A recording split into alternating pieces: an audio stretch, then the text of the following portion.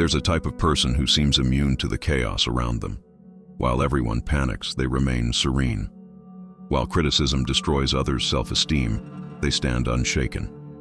While unexpected events ruin everyone else's day, they simply adjust course and continue forward. This person wasn't born this way. They're not special. They don't have superpowers. They simply know something you're about to discover. In the next few minutes, you're going to learn exactly how to become emotionally untouchable using principles tested over 2,000 years ago. And I'm not talking about abstract theory or ivory tower philosophy. I'm talking about a practical system proven by emperors, slaves, generals, and ordinary people who faced the worst adversities imaginable and emerged victorious. By the end of this video, you'll have the complete map so that nothing and nobody will affect you the same way again. You'll understand why your emotions hijack you, how to break that pattern, and most importantly, how to build an internal fortress so solid that external storms become irrelevant. Stay until the end because I'm going to reveal the most powerful technique the Stoics use daily that you can start applying today. Let's begin. Have you ever had your entire day completely ruined by a single comment, a phrase thrown out casually, maybe even without bad intentions, that kept echoing in your mind for hours, days, weeks?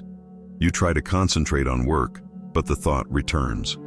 You try to sleep, but you wake up at 3 in the morning mentally replaying the situation, rehearsing responses you'll never give, imagining confrontations that will never happen. Or maybe it's something bigger, a rejection that made you question your worth, a project that failed and now you doubt your capabilities, a relationship that ended and left you feeling like something fundamental is broken inside you. Here's the uncomfortable truth. At this exact moment, you're giving people and circumstances absolute control over your emotional well-being. You're like a boat without a rudder, tossed back and forth by the waves. When the sea is calm, you feel good. When the storm comes, you fall apart. And the worst part, you probably don't even realize you're doing this. It seems natural. It seems like that's how life works. Someone criticizes you, you feel bad. Someone praises you, you feel good. Something goes wrong, you despair. Something goes right, you feel euphoric. It's as if you handed over the remote control of your emotions to the entire world, and now anyone can press the buttons whenever they want. You're not weak for feeling this way. You're human. This is the default setting we all come with. Society never taught you there was another way. Your parents didn't know. Your teachers didn't know. Even your therapist might not know. But the ancient Stoics knew, and they left us a blueprint, a precise map showing exactly how to reclaim that remote control, how to become the master of your inner world, regardless of what's happening in your outer world. This isn't about suppressing emotions or becoming cold and robotic. It's about choosing your responses instead of being enslaved by automatic reactions. It's about developing what the Stoics called the ultimate freedom, the only freedom that can never be taken from you, the freedom of your own mind. If you want to truly master this ability to become untouchable, you need to keep following this channel.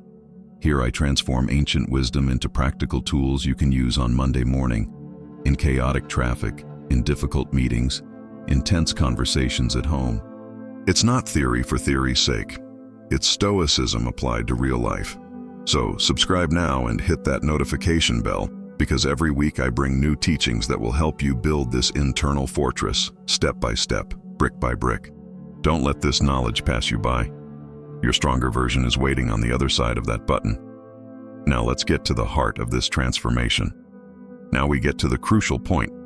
The problem isn't that bad things happen. Bad things have always happened and always will.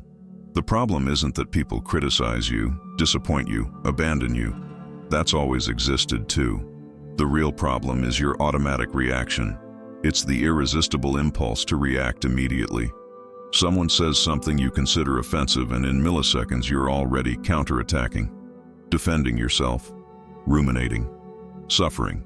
There's no space between the stimulus and your response. It's like you're a robot programmed to react in only one way. But here's the twist the Stoics discovered over 2,000 years ago. Between what happens to you and how you feel, there exists a space, a tiny space, almost imperceptible, but absolutely transformative. In that space lives your power, In that space you can choose. And when you learn to inhabit that space, when you manage to expand that millisecond into a moment of full consciousness, everything changes. Because now you're no longer reacting automatically. You're responding consciously. And this difference, however small it may seem, is the difference between being controlled by life and controlling your experience of life. But how exactly do you do this? How do you create that space? How do you stop being an emotional robot and become a conscious human being? I'm going to show you a specific technique the Stoics used in a moment. But first, you need to understand why this works. You need to understand the authority behind this teaching. Because this isn't some modern self-help guru's opinion.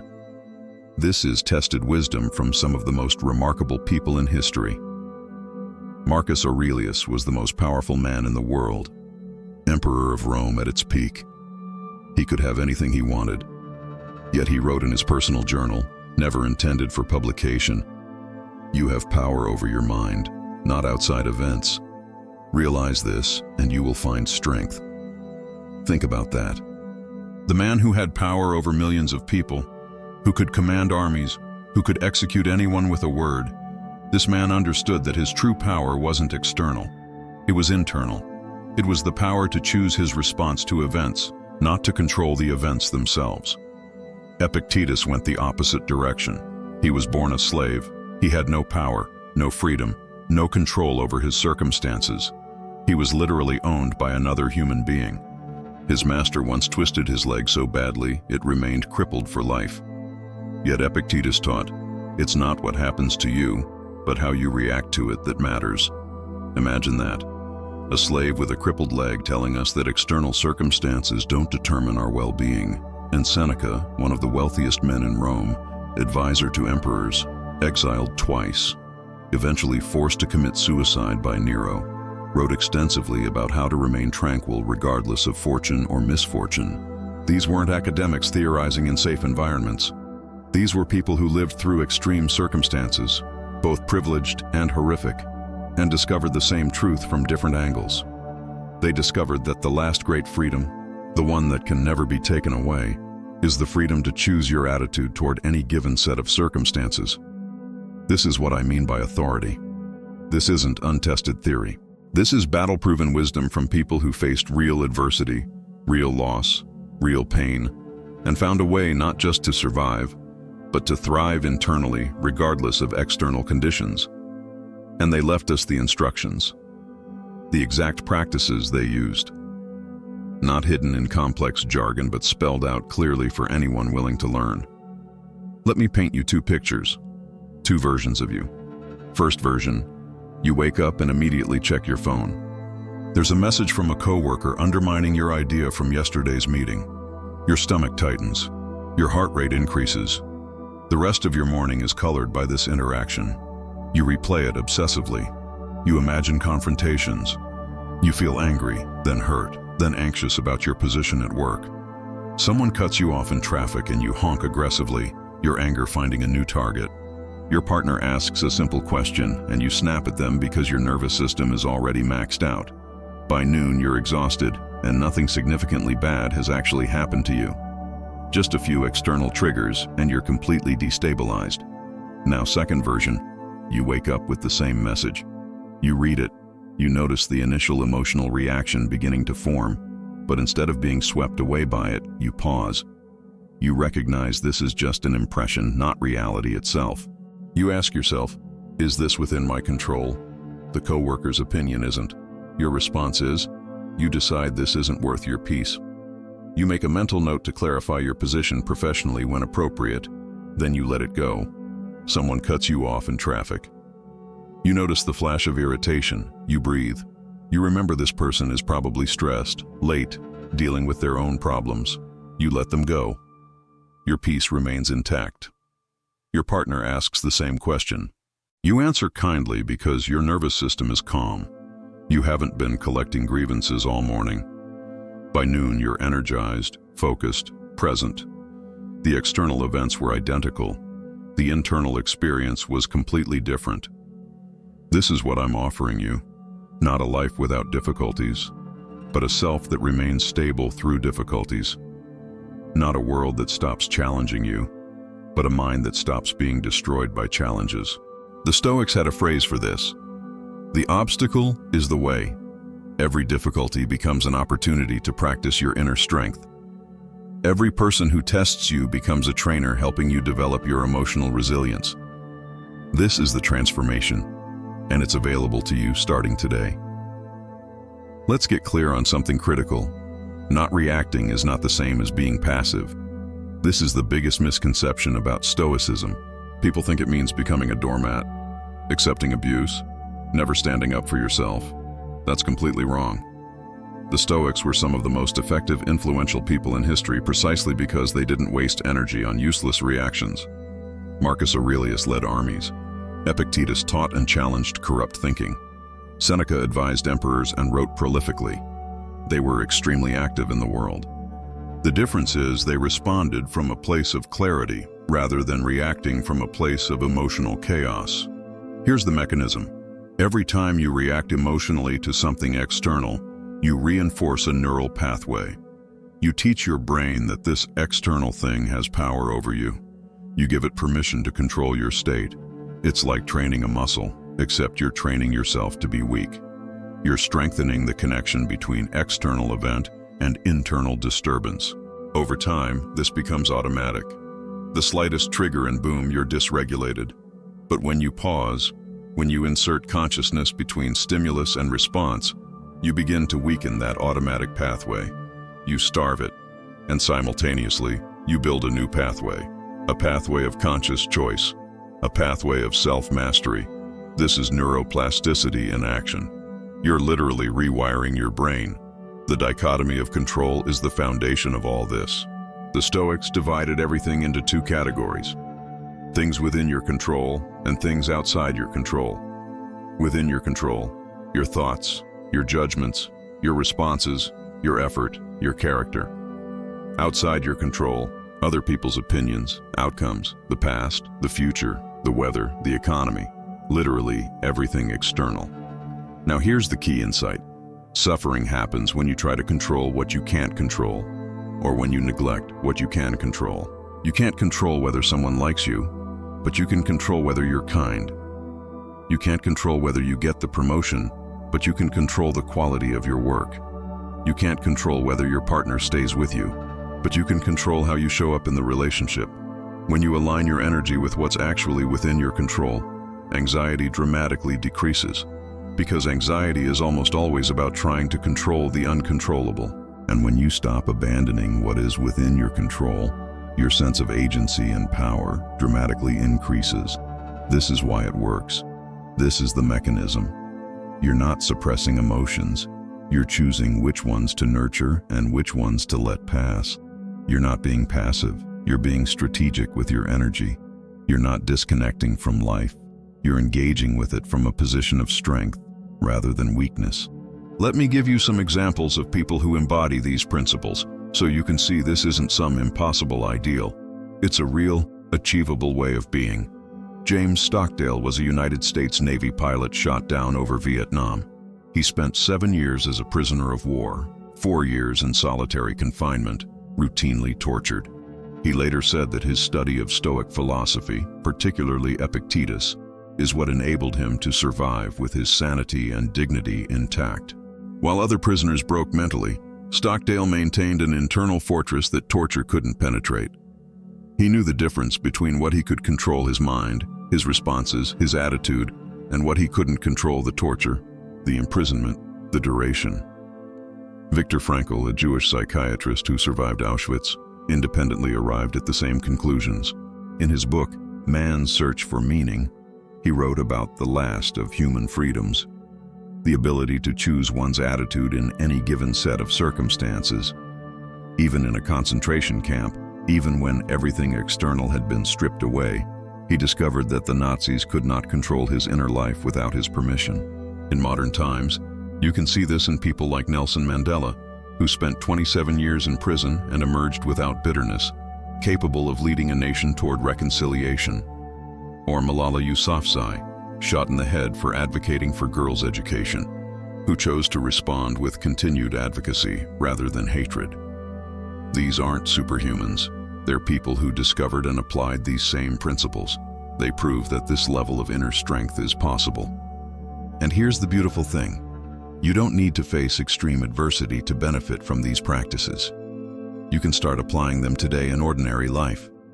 The rude cashier, the critical family member, the traffic jam, the disappointing news. Each of these is a training ground. Each is an opportunity to practice choosing your response. The more you practice in small moments, the more capable you become in larger crises.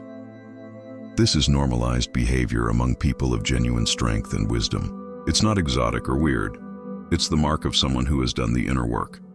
Now we get to the heart of this entire video. The practical tools you can start using immediately. I'm going to give you 5 specific practices the Stoics used, explained in modern terms, with exact instructions for implementation. Pay close attention because this is where transformation actually happens. Theory is worthless without practice. Knowledge without application is just entertainment. So let's get practical. Practice 1. The morning meditation, Premeditatio Malorum. Every morning, the Stoics would spend a few minutes mentally rehearsing potential difficulties of the day ahead.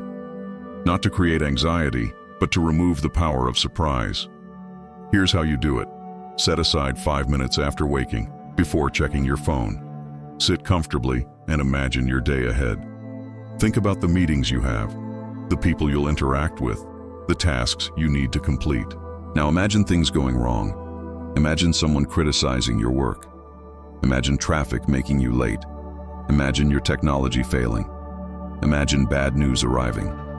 Don't dwell on these negatively, but observe them calmly, like watching a movie. For each potential difficulty, mentally rehearse your ideal response. See yourself remaining calm when criticized. See yourself accepting the traffic delay peacefully. See yourself adapting when plans change. You're programming your nervous system in advance. You're creating neural pathways for calm responses before the stressful situations arise.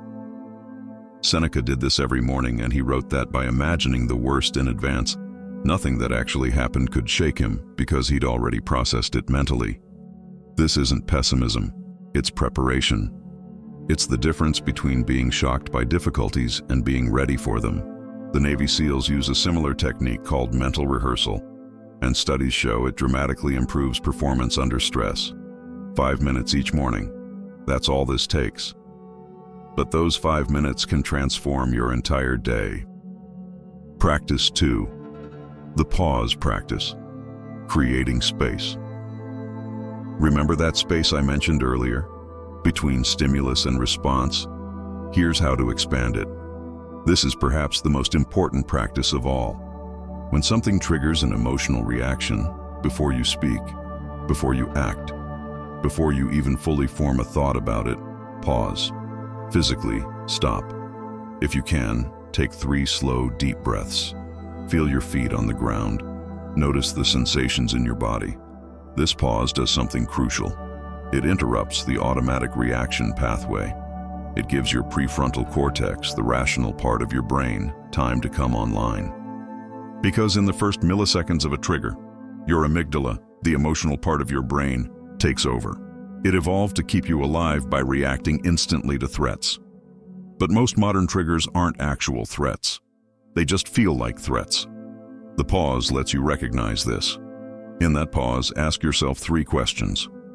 First, is this within my control?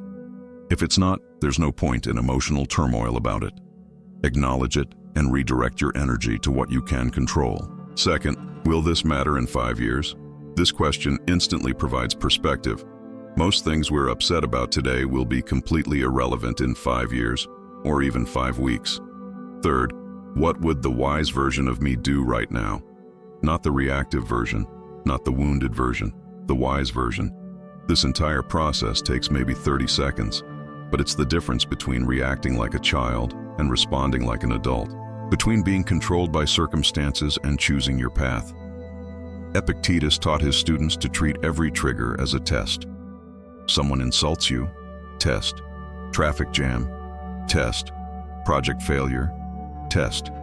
Each one is an opportunity to practice the pause, to strengthen your ability to choose.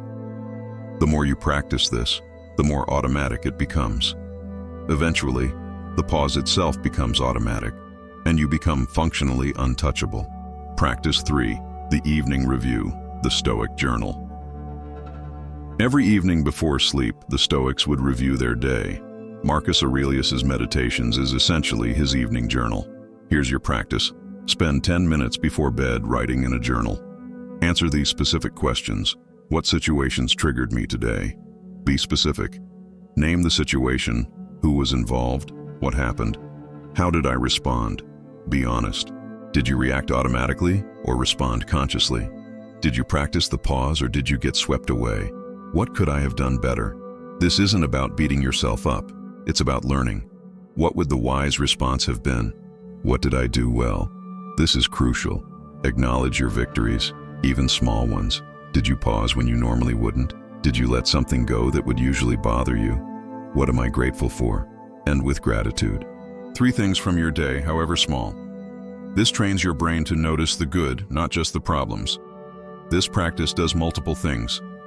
It creates accountability. You know you'll review your day, so you're more conscious during the day. It creates learning. You're extracting wisdom from your experiences instead of just moving from one day to the next unconsciously. It creates progress tracking. Over weeks and months, you'll see patterns, you'll see growth, you'll see that you're actually changing. Seneca wrote letters to his friend Lucilius doing exactly this, reviewing his day, acknowledging his mistakes, recommitting to his principles. These letters became some of the most valuable Stoic texts we have. Your journal can become your most valuable tool for transformation. Practice 4. Cognitive distancing, the impression test. The Stoics made a crucial distinction between impressions and judgments. An impression is the raw sensory data. A judgment is the story you tell about that data. Here's the practice. When something happens, before you react, separate the impression from your judgment. Let's say someone doesn't respond to your message. The impression is, I sent a message, I haven't received a response.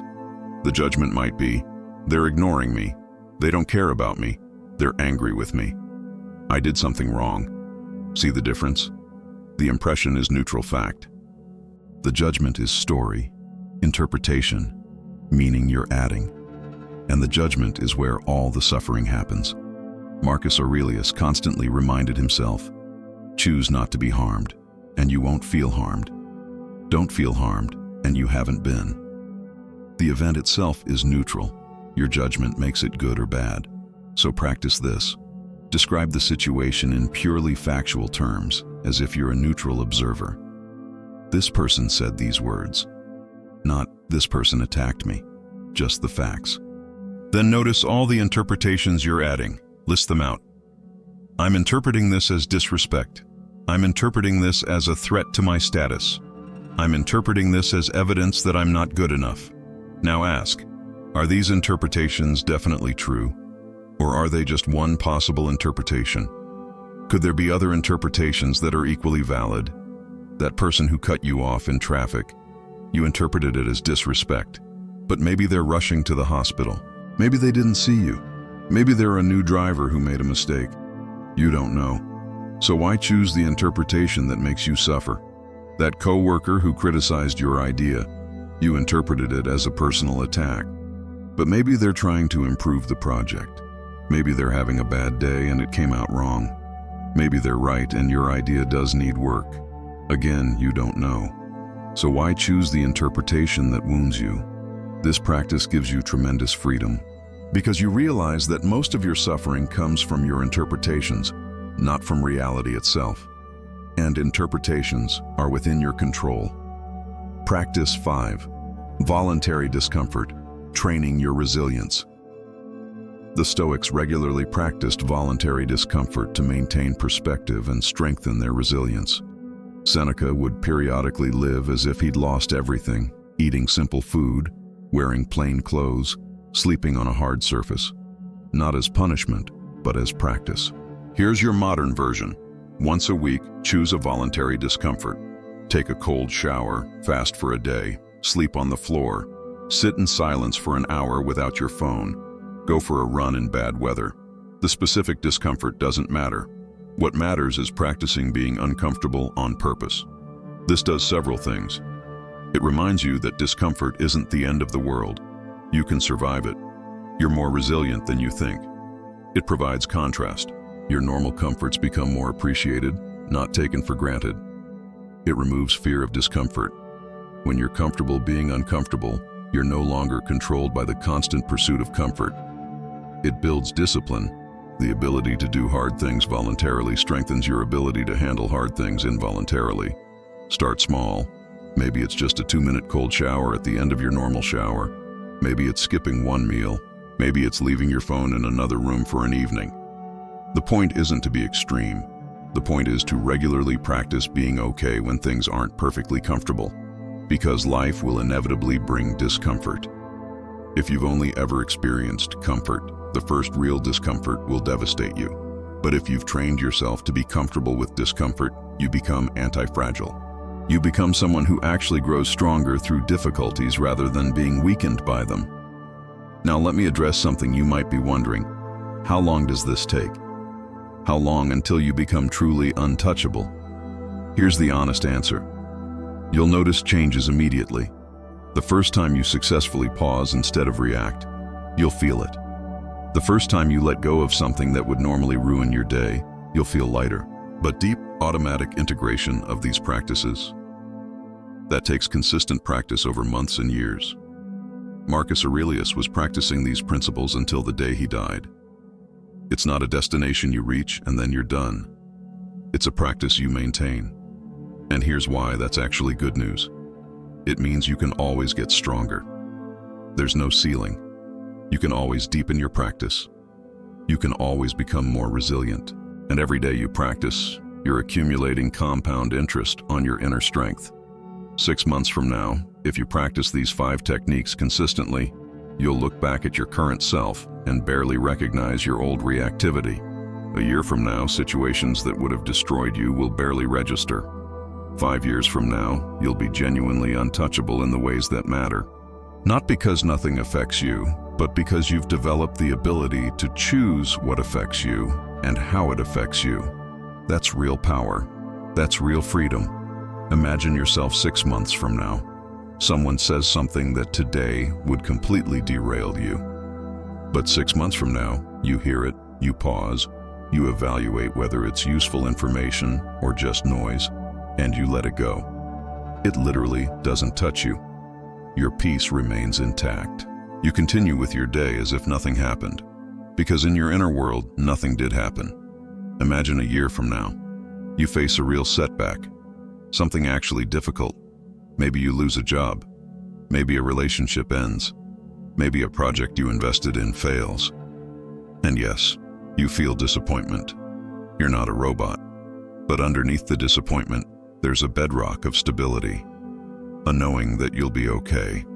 That this circumstance doesn't define you. That you have the internal resources to handle it.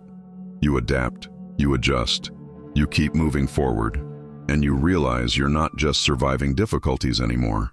You're using them as fuel for growth. Imagine 5 years from now. You're in a conversation with someone who's spiraling over something minor. You remember being that person. You remember when every little thing felt catastrophic. And now you can offer them real wisdom, not platitudes, but actual practices that work because you've lived them. You've become a source of stability not just for yourself, but for others. This is the payoff. Not a life without problems. Life will always have problems. But a self that remains stable through problems. An inner fortress that nothing external can breach without your permission. This is what it means to be untouchable. You're not cold. You're not disconnected. You're actually more present, more alive, more engaged than ever before. Because you're not wasting energy on useless emotional reactions. You're directing your energy consciously, strategically, powerfully. You've become the master of your inner world. And when you're the master of your inner world, the outer world becomes much less intimidating, because you know that no matter what happens out there, you're okay in here. And that's the only place that truly matters. This is your birthright. This is available to you, not someday when circumstances are perfect, today, right now. With the next trigger that comes your way, you can choose differently. You can practice the pause. You can question your interpretations. You can respond instead of react. And with each practice, you become stronger. Each time you choose consciousness over automaticity, you're voting for the person you're becoming. You're building that fortress, brick by brick, breath by breath, choice by choice. Welcome to your untouchable life. It starts now. If this video helped you see a different way forward, hit that like button. If you want more practical Stoic wisdom that actually works in real life, subscribe and turn on notifications so you don't miss the next one. And here's what I really want to know. Which of these 5 practices are you going to start with? The morning meditation, the pause practice, the evening journal, the impression test, or voluntary discomfort? Drop a comment below telling me which one resonates most with you and why. I read every comment, and your answer helps me create better content for you. Remember, knowledge without action is just entertainment. So pick one practice, just one, and commit to it for the next 7 days. Then come back and tell me what changed. Let's build this community of people who are becoming genuinely untouchable together. I'll see you in the next video.